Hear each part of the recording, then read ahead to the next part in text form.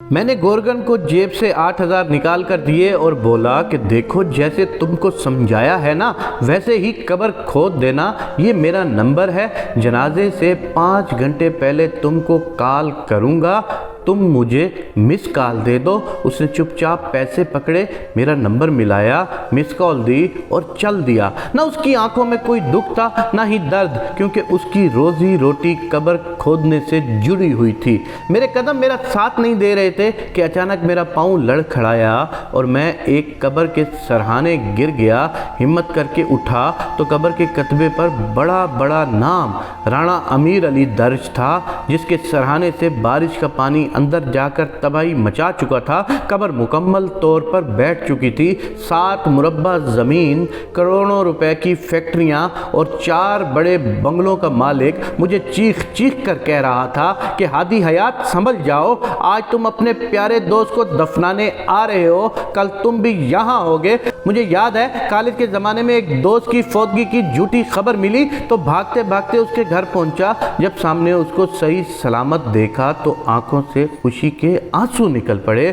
بہت لان تان کی تو دوست کہنے لگا، ہادی حیات سنو، اگر میں فوت ہوا ہوتا تو شہر شجاع آباد کی دکانیں اس طرح کھلی نہ ہوتی بلکہ پورا بازار بند ہوتا۔ پھر ایک دن ایسا ہوا کہ واقعی میرا دوست فوت ہو گیا۔ اس کی فوتگی پہ بازار میں کوئی دکان بند ہونا تو دور کی بات، اس کے سگے بھائی کی دکان بھی کھلی ہوئی تھی۔ بھائی سے پوچھا تو کہنے لگا کہ جنازہ لیٹ ہے، دودھ دہی خراب نہ ہو جائے، میں جلدی سے ان کو بیچ کر دکان بند کر کے آتا ہوں۔ پتہ ہے قبرستان ہم جیسے لوگوں سے بھرے پڑے ہیں جو یہ سمجھتے تھے یا یہ سمجھتے ہیں کہ ان کے بغیر دنیا رک جائے گی، لیکن افسوس دنیا چلتی رہتی ہے، نہ شہر بند ہوتا ہے اور نہ ہی دکان بند ہوتی ہے۔ دنیا کو ایسے محسوس ہوتا ہے کہ یہ سارا نظام میری وجہ سے چل رہا ہے۔ میں اپنے گھر میں اگر کوئی کام کرتا ہوں تو یہ سارا گھر میری وجہ سے چل رہا ہے۔ کوئی سیاست میں ہے تو وہ کہتا ہے سارا ملک میری وجہ سے چل رہا ہے۔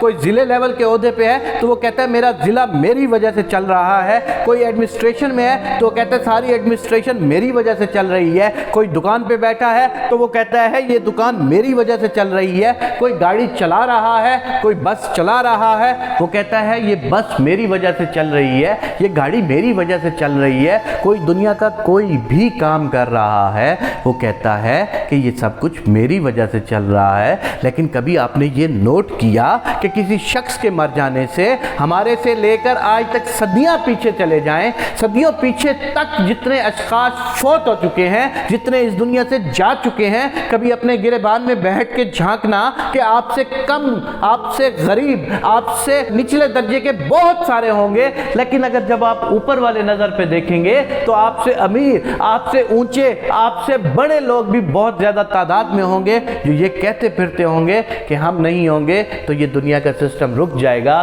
بازار بند ہو جائے گا۔ لیکن دیکھا کبھی ایسا نہیں ہوتا۔ جس انسان کی جتنی بھی ویلیو ہے نا وہ اس کی زندگی تک محیط ہوتی ہے۔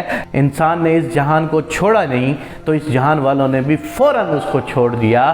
میرے اللہ تیرے سے یہ دعا کرتے ہیں کہ ہمارے کردار کو اتنا مضبوط بنا دے کہ ہم یہاں سے اگر چلے بھی جائیں تو ہماری مثالیں دی جائیں، ہمارے کردار کی باتیں کی جائیں۔ باقی دنیاوی طور پر تو کوئی کسی کی بات نہیں کرے گا، کیونکہ دنیا نفسا نفسی کا شکار ہے، دنیا پیسے کے پیچھے بھاگ رہی ہے۔ یہ دعا ہے کہ مجھے اور میرے تمام دیکھنے والوں کو آخرت کے لیے کچھ نہ کچھ کرنے کی توفیق عنایت فرما، آمین یا رب العالمین۔